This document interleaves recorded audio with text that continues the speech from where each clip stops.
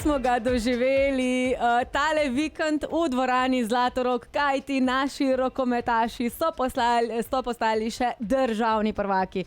In kdo boljši kot obiskovalec našega studia, Žiga Mlakar, kapetan državnih prvakov. Dobro jutro. Dobro jutro, lepo zdrav. Žiga, opiši mi te občutke. Kaki so bili? Nedelja je bila dan za zadetek. Ja, ena prekrasna nedelja, ena prekrasna sezona za nami, no. Tako da občutki so res neopisljivi.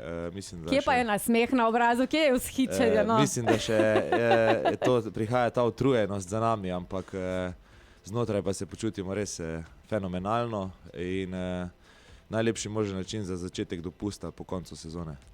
Zdaj, jaz sicer na sami tekmi nisem bila, zato ste zmagali. Ja. Ne, se veš? Nekateri niso bili, ne, so gledali po televiziji, Pa veš spremljali. Pa veš zakaj? Zato, ker eno stvar sem jaz lahko po televiziji naredila, ko je ti nisi mogel. Oziroma videla. Ja, Zormanov fris. Dobro, to se bom zdaj zdržal komentarjev, vsak posameznik ima svoje mnenje. Ampak, Lej, oprosti, mi smo navijali za nas in pa proti Slovanu, ker vemo, da oni so krepko bolj podprti finančno in smo jih hoteli zmleti tudi mi, gledalci in navijači. Ne samo vi na parketu. Pa jaz bom pa tako rekel, no, mi smo bili osredotočeni predvsem na sebe, ne toliko na njih. Absolutno. Vedeli smo, kaj je naš cilj pred tekmo, vedeli smo že na samem začetku prvenstva, kakšne možnosti imamo. Drugi so bili v vlogi favoritov, mi pa smo potihem delali, garali in na koncu zasluženo dvignili kar 2 pokala, se pravi državno prvenstvo in pa pokal. Se uvrstili v polfinale evropskega tekmovanja in večkrat napolnili Zlatorog kot v starih časih. Kak je bil feeling v Zlatorogu, ker Zlatorog je poko po šivih? Ja, no, jaz imam to čas, da sem že to kar nekajkrat doživel, ampak mislim, da je bilo zdaj še predvsem po tistem neki pauzi, če lahko tako rečem. No.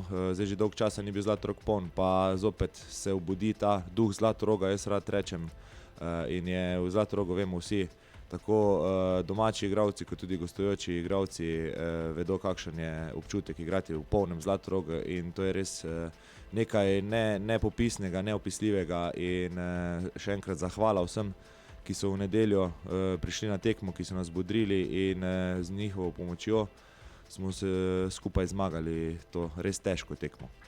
Ampak, Žiga, veš kaj jaz hočem od tebe? Malo več nasmeha, malo več navdušenja. Vem, da si utrujen, ampak jaz hočem doživeti enkrat to. Sicer jaz verjetno ne bom nikoli na vašem igrišču, ampak jaz bi rada videla tisti pokal, ki ga danes nimaš s sabo, ker ste ga baje izgubili.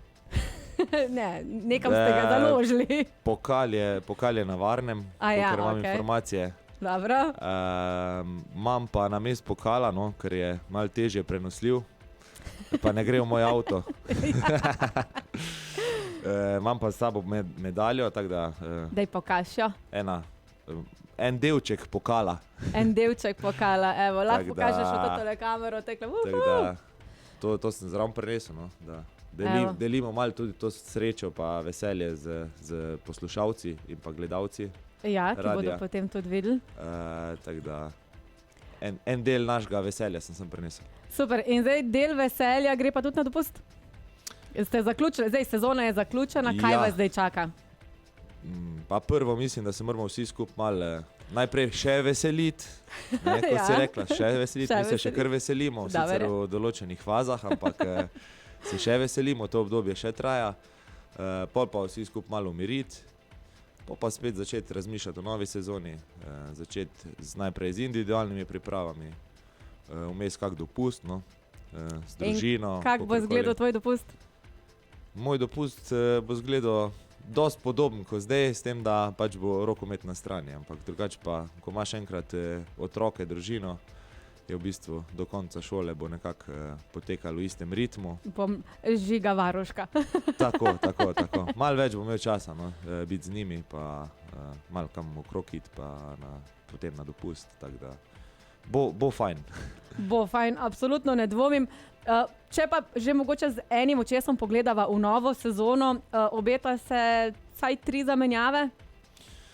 Ja, mislim, da 4 so zagotovljene zamenjave, nekaj odhodov, nekaj prihodov, tako da ekipa se sestavlja, tisto jedro v bistvu ekipe ostaja in moramo graditi na zdaj teh prelepih temeljih, ki smo jih postavili, predvsem zdaj na to zadnjo tekmo, da vrnemo čim več gledalcev na zelo pomembne tekme, ki nas čaka. Vemo, da imamo Evropo, zdaj v kakšnem formatu bo, še ne vemo, ampak je opcija, da se igra Liga prvakov. Glih to sem hotela reči. Koliko se že temu reče, da preskočite v Evropo zdaj? Obstajajo neke kalkulacije, ne? Pa ja, mislim, Evropa je zagotovljena, to je zagotovo. Zdaj Liga Evropa, Liga prvakov, to bo še uradno potrjeno kasneje, ko se bo videl, kakšna kvota je oziroma kje bomo nastopali.